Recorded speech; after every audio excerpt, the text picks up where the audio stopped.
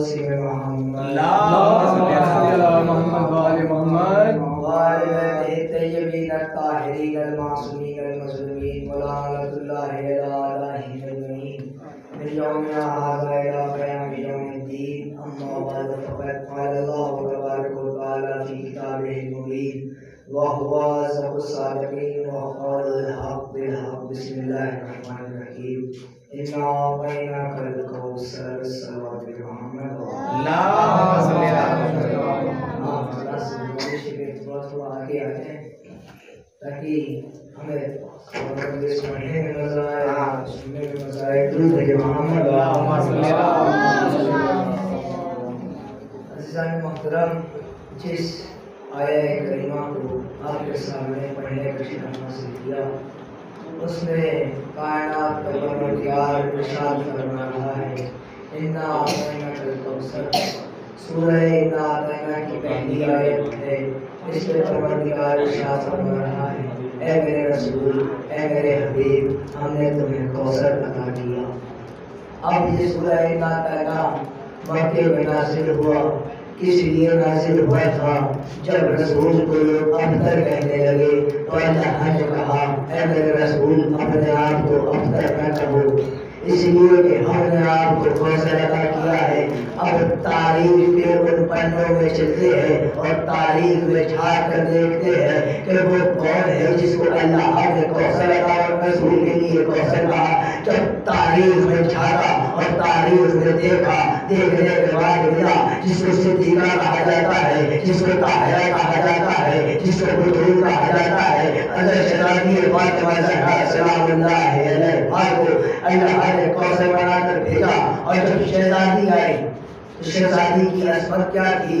شہزادی کی عصمت یہ تھی کہ جب بھی شہزادی آتی تھی تو رسول کو سلایا کرتے تھے.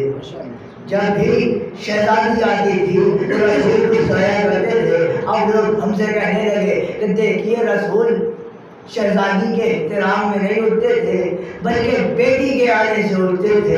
اب میں کہتا ہوں جو لوگ یہ کہتے ہیں کہ رسول بیٹی کے آنے سے اٹھتے، اگر رسول بیٹی کے آنے سے اٹھتا تو یہ سنت نو کی آیت ہو جاتی. جب بھی بیٹی آئے تو باپ کو اٹھنا پڑے، جب بھی بیٹی آئے تو باپ کو اٹھنا پڑے گا. اب جب ہم نے تاریخ میں دیکھا کہ رسول کو اٹھایا کرتے تھے، شہزادی کی عصمت میں اتنا وزن تھا کہ رسالت والا پلہ اٹھ جاتا تھا.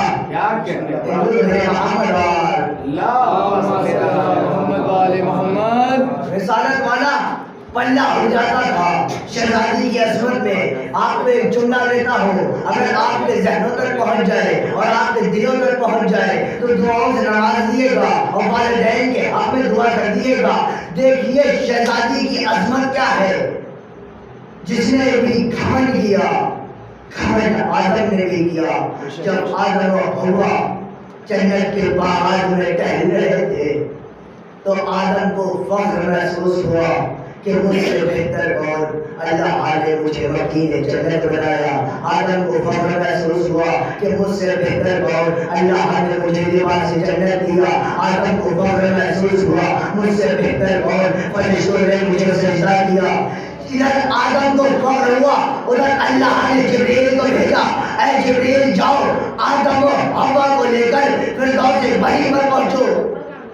آدم کو لیا فردوس بری پر پہنچے. دیکھیے کتاب سے پڑھ رہا ہوں، کتاب کا نام ہے مظاہر زہرا، ایران کی چھپی ہوئی ہے، آقائے نبی مکرم نے لکھی ہے. دیکھیے ایران کی کتاب چھپی ہوئی ہے، کتاب سے پڑھ رہا ہوں. پڑھنا میرا کام ہے، سمجھنا حضرات کا کام ہے. آدم و حوا کو فخر محسوس ہوا کہ مجھ سے بہتر کون؟ اللہ نے مجھے مکین جنت بنایا. مجھ سے بہتر کون؟ اللہ نے مجھے لباس جنت عطا کیا. مجھ سے بہتر کون؟ فرشتوں نے مجھے سجدہ کیا. ادھر آدم کو فخر محسوس ہوا. اللہ نے کہا اے جبریل جاؤ آدم و حوا کو لے کر فردوس بری پر پہنچو. جبریل نے آدم و حوا کو لیا، فردوس بری پر پہنچے. جیسے ہی فردوس بری پر پہنچے دیکھا ایک نورانی محل ہے، ایک نورانی محل ہے. وہاں پر ایک نورانی بیوی، ایک نورانی محل ہے. جیسے ہی جبریل آدم نے دیکھا، دیکھنے کے بعد جبریل سے پوچھا اے جبریل یہ محل میں رہتا کون ہے؟ جبریل نے کہا اے نبی خدا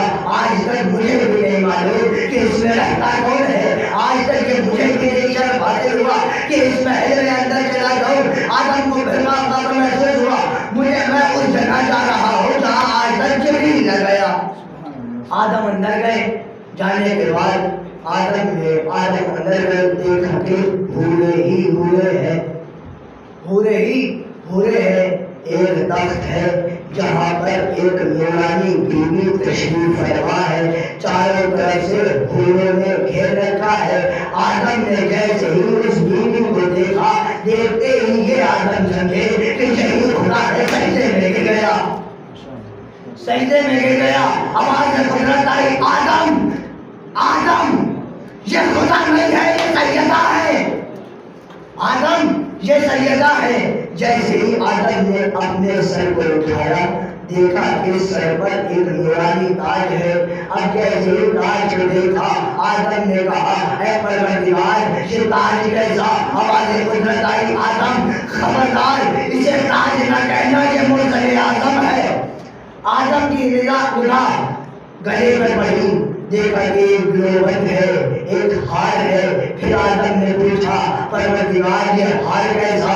پھر آواز سے قدرت آئی, آدم اسے ہار نہ کہنا, یہ امیر المومنین ہے. آدم کی نظر کانوں میں پڑی, دیکھا کہ دو گوشوارے ہیں, دو گندے ہیں. آدم نے پھر پوچھا, پروردگار یہ بتا یہ آپ کے گندے کیسے؟ کہا, آدم خبردار اسے گندے نہ کہنا, یہ جوانان جنت کے سردار ہے. میرے محمد یہ جوانان جنت کے سردار ہے.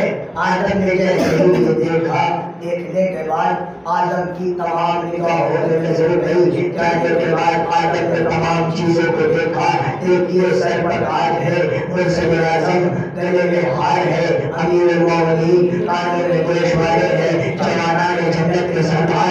جس بیوی کی زیور رسالت پر امامت سے بھرے ہو اسے سیدہ کہتے ہیں. جس بیوی کے زیور رسالت اور امامت سے بھرے ہو اسے سیدہ کہتے ہیں, اسے بطول کہتے ہیں. آپ ذرا آگے بڑھیں. آدم کو اللہ نے جنت سے نکالا. کس لیے نکالا؟ کس وجہ سے نکالا؟ کہا کہ دیکھو آدم اس درخت کے قریب نہ جانا, اس درخت کا پھل نہ کھانا. آدم گئے, جانے کے بعد آدم نے وہ پھل کھایا. اللہ نے کہا, آدم نکلے جنت سے, مکین جنت واپس لاؤ, لباس جنت واپس لاؤ. سب چیزیں واپس لی. آدم نے ہاتھ جوڑے, پروردگار سب چیزیں دیتا ہوں, لیکن ایک بات نہیں سمجھ میں آئی. میں نے ان کو خدا مانا تو سمجھا کر چھوڑ دیا, ان کا حق کھا لیا, ان کا حق کھا لیا تو سمجھایا نہیں گیا. آواز قدرت آئی, آدم یہی تو سمجھانا چاہتا ہوں, ان کو خدا مانو گے تو سمجھا کر چھوڑ دیا جائے گا. ان کا حق کھا لو, ان کا حق کھا لو گے تو سمجھانے کا موقع نہیں ملے گا. اب آدم نے تو خالی ایک پھل کھایا تھا تو پورا باغے میں تک کھا گئے. محمد آدم نے ایک پھل کھایا تو آدم کو جنت سے نکالا. جو پورا باغ فکر کھا گئے ان کا کیا ہوگا؟ یہ عظمت شہزادی کونین کی کہ رسول اٹھ جایا کرتے تھے. جب بھی رسول اللہ شہزادی آئی تو رسول اٹھ جایا کرتے تھے. چار مصرع کی سماعت میں حوالہ کر رہا ہو کہ اللہ علیہ فضائل زہرا کی منزل ہے, اللہ علیہ فضائل زہرا کی منزل ہے. سنے کر کے آ گئے تسلیم کے لیے, سنے کر کے آ گئے تسلیم کے لیے. نہ جانے کس مقام کا باعث کی فاطمہ, نہ جانے کس مقام کا باعث کی فاطمہ. اٹھنا پڑا رسول کو تعظیم کے لیے, اٹھنا پڑا رسول کو تعظیم کے لیے. یہ سیدہ کا مرتبہ, یہ سیدہ کی فضیلت, جس کی تعظیم میں رسول اٹھ جایا کرتے تھے, جس کی دروازے پر دونوں چاہت کے فقیر آتے ہو, جس کی دروازے پر جبریل آتا ہو, جس کے بچوں کے جھولا جھلانے والا جبریل ہو. جس شہزادی کی اتنی عظمت ہو, اتنی عظمت ہو, جہاں پر رسول سلام کیا کرتے تھے, جہاں پر سلمان کی تحویل, جس کی تحویل کو چاہوں لگاتی تھی. لیکن ہائے ایک دن وہ بھی آیا کہ اسی دروازے پر مسلمان لکڑیاں لے کر جمع ہو گئے. سالاروں یہ ایام فاطمہ کے دن چل رہے ہیں, اس لیے 28 سفر کے بعد شہزادی کونین پر وہ مصیبت آئی گئی. ادھر رسول کی آنکھ بند ہوئی, ادھر شہزادی کو دربار میں بلایا گیا. بس میں بھائیوں ختم مسائل ہیں اور جملے سنیے لیکن مسائل پڑھنے کی چیز نہیں ہوتے علماء اقبال حضرات کی صلاح فرماتے ہیں کہتے ہیں دیکھو مسائل پڑھنے اور سنا پڑھنے اور سننے کی چیز نہیں ہوتے مسائل تصور کی چیز ہوتے ہیں مسائل کو پڑھنے کے بعد مر جائے مسائل کو سننے کے بعد مر جائے ارے پریشان ہو کر ایک شخص نے سوال کر دیا یہ بتائیے یہ کون سی بات ہے کہ پڑھنے والا بھی مر جائے سننے والا بھی مر جائے ارے علامہ اقبال حضرات کی صاحب کہتے ہیں دیکھو مسائل پڑھنے اور سننے کی چیز نہیں ہوتے مسائل تصور کی چیز ہوتے ہیں عزیزان محترم شہزادی کون ہے ان کے اوپر وہ مصیبتیں ڈھاتی گئی وہ مصیبتیں ڈھاتی کرتی گئی ارے جو دن میں پڑھتی تو رات کی تاریخ میں بدل جاتے ارے دیکھیے امام حسین کا تعبیر بھی سجا ہے والا فارس عالم بھی سجا ہے ارے عزیزان محترم بھائی اور بھائی کی جدائی سنیے ارے عباس آتے ہیں کہتے ہیں مولا مرنے کی اجازت دیے حسین منع کر دیتے ہیں حسین نے اجازت نہیں دی حسین نے کہا میرے بیٹے میرے شیر عباس جان سبھی کا اہتمام کرو ارے عباس خیمے میں آئے آپ نے مشعلم کے اوپر مشق سکینہ بھی باندھی ہے نا یہ مشق سکینہ کس وجہ سے باندھی ہے یہ مشق سکینہ کی آگ میں لگائی جاتی ہے اس لیے کہ جب مولا میرا چلا تھا تو مشق سکینہ علم میں سکینہ نے باندھی آج تک علم میں بندی ہے ارے سکینہ ہاں عباس نے علم میں مشق میں باندھنے کے بعد عباس سے حضرت عباس سے نہر پر قبضہ کیا مشق کو بھرا بھرنے کے بعد واپس چلے جانے کے بعد ایک لہر نے وار کیا عباس کا دایاں بازو قلم ہوا دوسرا وار ہوا عباس کا بایاں بازو قلم ہوا ارے میرا شیر نے جب میرے شیر کا عالم نیچے آیا ارے جیسے ہی نیچے آیا ارے عالم نیچے آنا تھا ادھر حسین کی بے چینی بڑھی ایک بار علم دانتوں میں نمودار ہوا پھر علم اٹھا اٹھنے کے بعد میرا غازی عباس کیا دیکھتا ہے ایک تیر چلا جو عباس کی آنکھ میں لگا اب ذرا انصاف سے بتاؤ جس کے ہاتھ نہیں ہوتے وہ تیر کیسے نکالے عباس نے کہا کہ ظالم سے تیر کو بتا کر نکال لے جیسے ہی عباس نے سر کو جھکایا ایک بار ایسا گھس پڑا کہ عباس دیر میں سمجھ نہ سکے آواز لگائے السلام علیکم آخری سلام قبول ہو ارے حسین نے اپنی کمر کو تھامنے کے بعد عباس کے جنازے پر آئے پوچھتے ہیں میرے بھائی عباس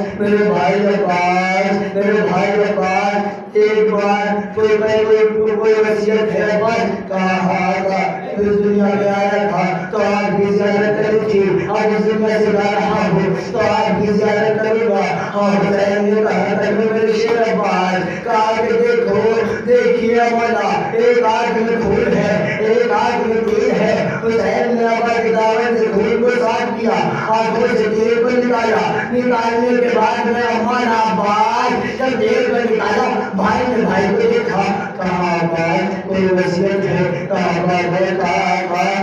میرا جنازہ قیام حسین میرا نکالئے گا ارے کیوں نہ جائے جنازہ کہا کہ میں سکینہ سے بہت شرمندہ ہوں میں نے سکینہ سے وعدہ کیا تھا پانی لے کر آؤں گا میں پانی نہ پہنچا سکا ارے حسین نے کہا ارے میرے شیر عباس ایک میری تمنا ہے اسے بھی پوری کر دو ارے کہا کیا ہوا حکم گیا کہا کہ جب سے تم اس دنیا میں آئے ہو تم نے مجھے بات کہا ہے کبھی بھائی نے کہا ارے جیسے ہی سنا یہ بھائی نے کہا اور تم دیا ویسے ہی بھائی کو بولا ارے جنت تو پرواز سے گئی حسین نے عباس کا علم اٹھایا قیام حسینی سے سکینہ منظر دیکھ رہی ہے دیکھنے کے بعد حسین ادھر سے چلے حسین علم لے کر چلے سکینہ نے بچوں کو اکٹھا کیا کہا بچوں دیکھو میرا چچا عباس آ رہا ہے پانی لے کر آ رہا ہے ارے جیسے ہی علم قریب آیا ارے علم تو آیا پر علمدار نہ آیا ارے سکینہ نے حسین کی باہوں میں باہر ڈالی بابا چچا عباس کہاں ہے ہے کہاں میری بچی سکینہ چچا پان دریا کے کنارے شان میں کٹا کر سو گیا سکینہ نے کہا بابا ہمیں پانی نہیں چاہیے ہمیں چچا